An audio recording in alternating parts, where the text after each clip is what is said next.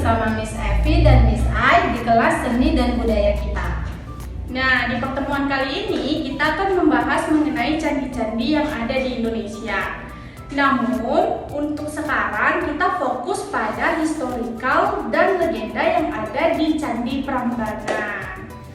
Untuk historicalnya akan dipaparkan langsung oleh Miss Evi. Dan legendanya akan disampaikan oleh Miss Ai. Baik, langsung aja check it out. Candi Prambanan. Prambanan memiliki banyak definisi. Dalam perubahan dialek Jawa, Prambanan itu berasal dari istilah para Brahman, yang artinya Brahman Agung. Brahman itu sendiri merupakan konsep Tuhan oleh agama Hindu. Jadi candi ini di tahun 1991 telah dinobatkan sebagai warisan dunia oleh UNESCO.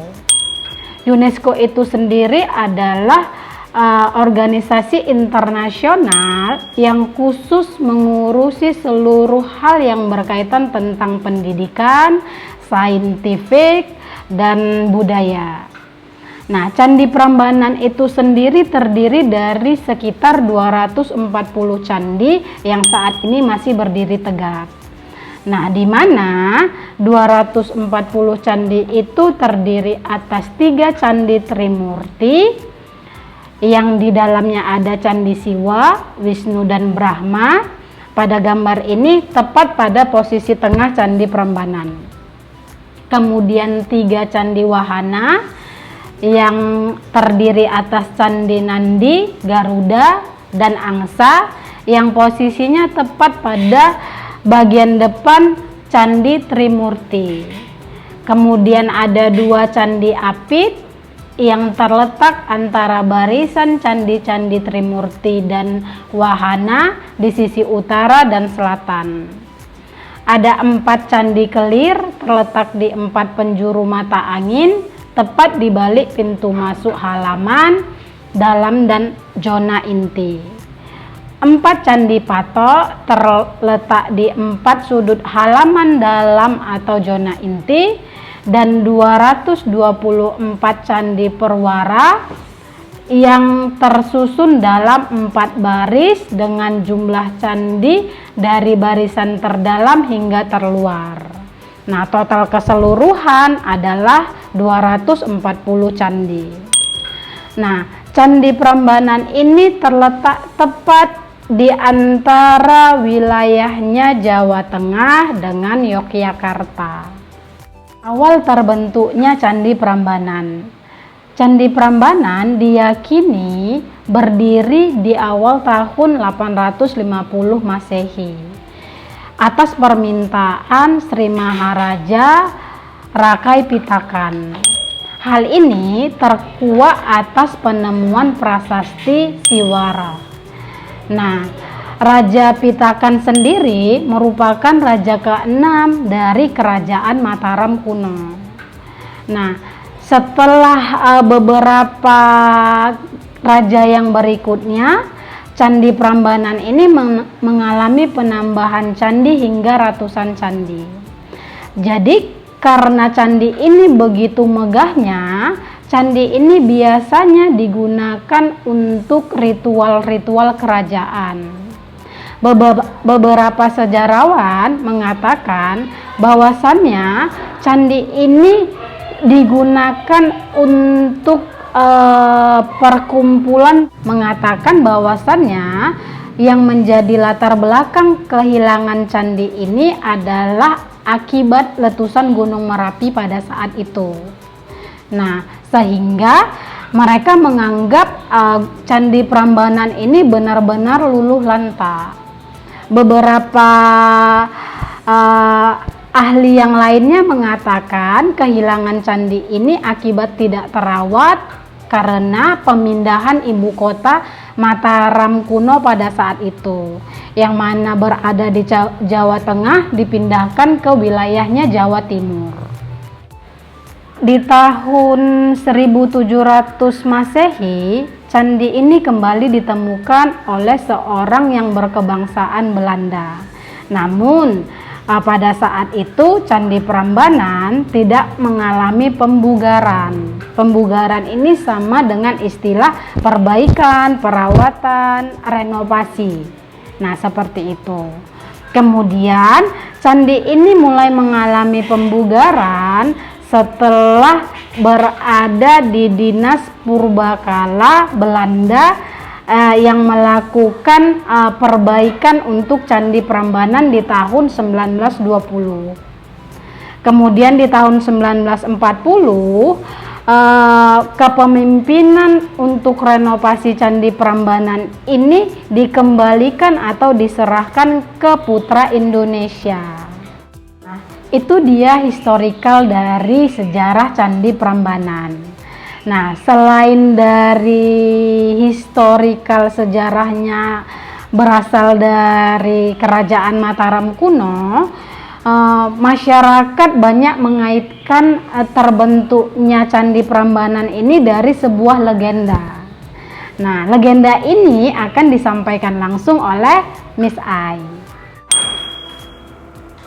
Nah, setelah mendengar historical dari Candi Prambanan yang disampaikan oleh Miss Evi, sekarang giliran Miss nih menceritakan mengenai legend yang ada di Candi Prambanan, yaitu cerita rakyatnya kalau di bahasa kita sehari-hari. Penasaran nggak cerita rakyat yang ada di Candi Prambanan?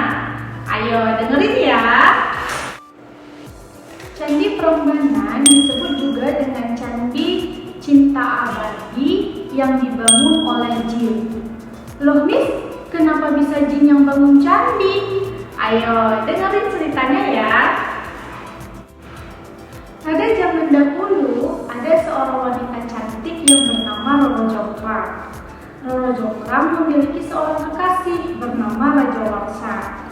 Di saat yang bersamaan ada seorang pangeran mencintai Roro Jonggrang juga, namanya Bandung Bondowoso. Bandung Bondowoso punya niat yang baik untuk Roro Jonggrang, yaitu melamarnya sebagai istrinya.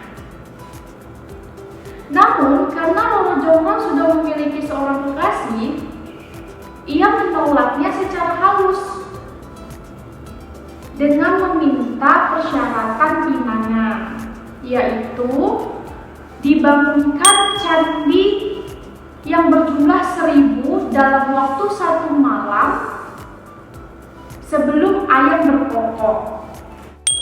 Karena rasa cinta yang dimiliki oleh Bandung Bondowoso terhadap Roro Jonggrang, ia tidak mau dong kehilangan Roro Jonggrang, sehingga ia menerima tawaran atau persyaratan yang disampaikan oleh Roro Jonggrang kepada Bandung Bondowoso. Nah, Bandung Bondowoso tidak kehabisan akal.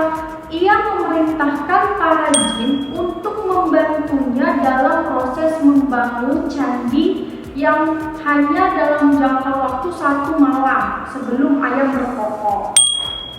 Dengan kekuasaan, akal, dan kekuatan yang dimiliki oleh Bandung Bondowoso, ia hampir menyelesaikan candi tersebut.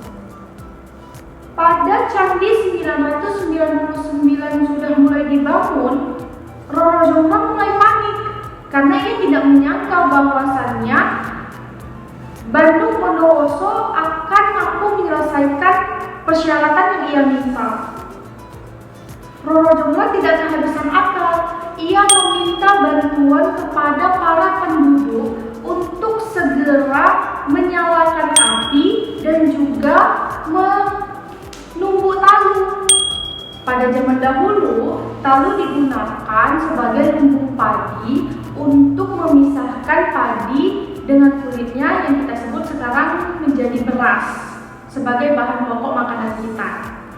Nah, fungsi dari api sendiri itu untuk memberikan efek cahaya fajar yang terbit.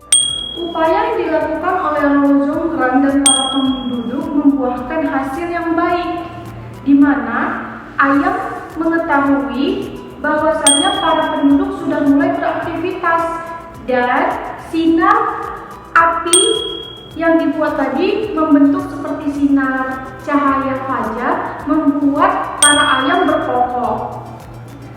Ketika para ayam berkokok, sudah menandakan waktunya fajar. Sehingga para jin yang sedang membangun candi tersebut mulai ketakutan dan pergi begitu saja meninggalkan Bandung Bondowoso. Perbuatan yang dilakukan oleh Roro Jonggrang diketahui oleh Bandung Bondowoso, sehingga Bandung Bondowoso menjadi murka, marah kepada Roro Jonggrang. Sehingga Bondowoso mengutuk Roro Jonggrang menjadi sebuah patung yang disematkan di candi tersebut menjadi bangunan ke-1000. Tidak lupa pula, Bandung Bondowoso juga mengutuk kekasih dari Roro Jonggrang, yaitu Raja Wangsa, menjadi patung kegelapan atau disebut dengan patung Raja Kegelapan. Nah, sekian legenda dari Candi Prambanan yang disebut juga dengan Candi Cinta Abadi dari Roro Jonggrang. Oh iya, satu lagi, mitosnya Roro Jonggrang yang sudah menjadi patung bisa dapat hidup kembali jika ada hati seseorang yang cocok dengan Roro Jonggrang, maka Roro Jonggrang bisa hidup kembali. Sekian dari Miss. Thank you.